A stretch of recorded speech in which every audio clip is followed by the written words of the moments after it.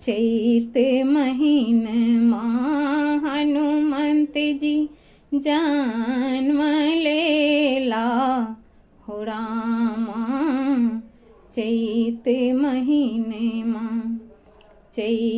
महीनमा रामा पूर्णिमा के दिन माँ। चैत महीनमा रामा पूर्णिमा के दिन माँ हनुमंत जी जन्म लेला हो रामा। चैत महीनमा जीवन सफल बनेला हो रामा।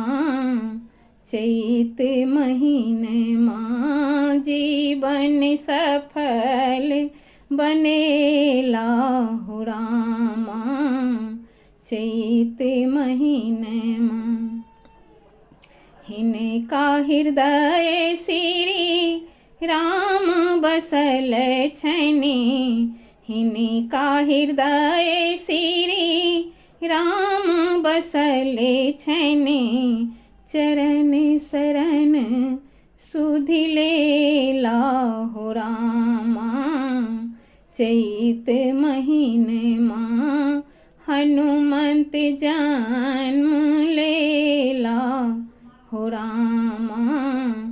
चैत महीनमा अंजनी के पुत्र छथि सीता के हनुमंत।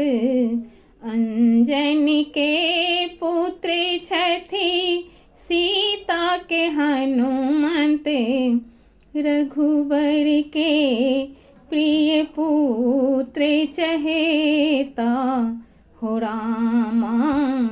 चैत महीनमा रघुबर के प्रिय पुत्र चहेता हो रामा। चैत महीनमा मंगल जन्म ले मंगल करई छथि।